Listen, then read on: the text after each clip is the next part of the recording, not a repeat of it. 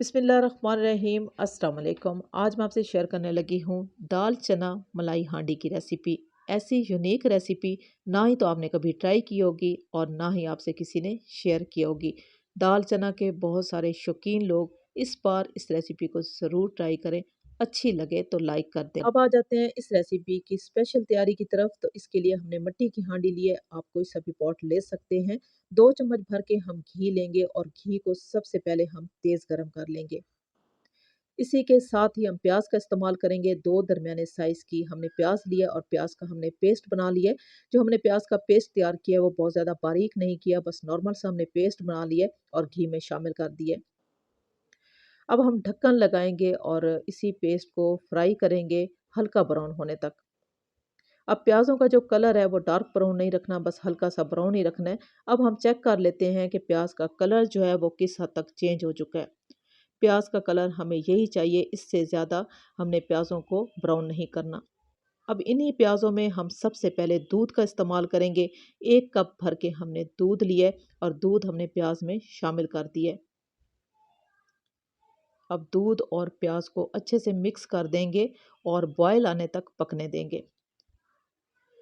दूध और प्याज में अच्छे से बॉयल आ चुका है और ये मसाला भी थोड़ा सा गाढ़ा हो चुका है। अब हम इसमें करीम का इस्तेमाल करेंगे।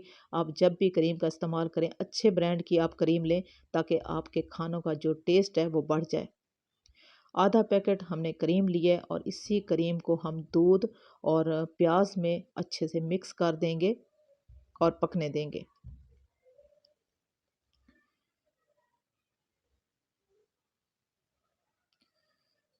इसी मसाले में हम कुछ खुश्क मसालों का इस्तेमाल करेंगे, जिसमें हम लेंगे 1 चम्मच अदरक पाउडर, 1 चम्मच लहसुन पाउडर और इसी के साथ ही हम लेंगे 1 चम्मच धनिया पिसा हुआ पाउडर। इसी के साथ ही ज़ीरा हमने लिया है, साबुत ज़ीरा हमने लिया है, वो भी हमने 1 चम्मच लिया है। हल्दी का इस्तेमाल करने लगे हैं, 1 चम्मच हल्दी हमने लिया है और लाल मिर्चों का हमने पाउडर लिया है। अब तमाम खुश्क मसालों का इस्तेमाल जो है वो कम करना है, ज़्यादा मसालों का इस्तेमाल नहीं रखना, क्योंकि हमने इस रेसिपी को ओरिजिनल टेस्ट के साथ ही रखना है। अब तमाम खुश्क मसालों को इसी मसाले में अच्छे से मिक्स कर देंगे और दरमियानी आँच पे पकने देंगे ताकि रोगन ऊपर आ जाए। नमक का इस्तेमाल करने लगे हैं ज़रूरत के हिसाब से और इसी के साथ ही हम पेस्ट का इस्तेमाल करेंगे। 2 दरमियाने साइज़ के हमने टमाटर लिए हैं। अब जो टमाटरों का कलर है ये कच्चे वाले हमने टमाटर लिए हैं, इसलिए इन टमाटरों का इस तरीके से कलर है। हमने पके हुए लाल टमाटर नहीं लिए, इससे भी इनका जो टेस्ट होता है सालन का बहुत ही अच्छा आ जाता है। अब हम ढक्कन लगाएंगे और इन तमाम मसालों को दरमियानी आंच पे पकने देंगे और अब चेक करते हैं कि ये मसाला किस हद तक ज़बरदस्त किस्म का तैयार हो चुका है।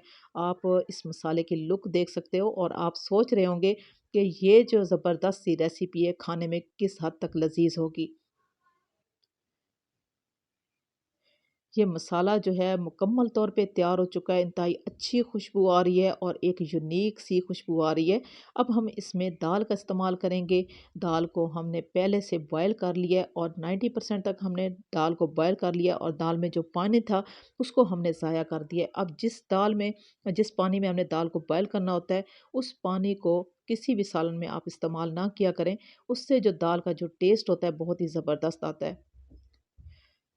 अब इसी बॉयल दाल को हम इसी मसाले में हल्के हाथ से मिक्स कर देंगे। सिर्फ़ और सिर्फ 2 से 3 मिनट के लिए दम वाली आंच पे हम रख देंगे। हरी मिर्चों का इस्तेमाल करने लगे हैं ताकि खुशबू बहुत अच्छी सी आ जाए और अब हम ढक्कन लगाएंगे। 2 से 3 मिनट के लिए हम दम वाली आंच पे रख देंगे।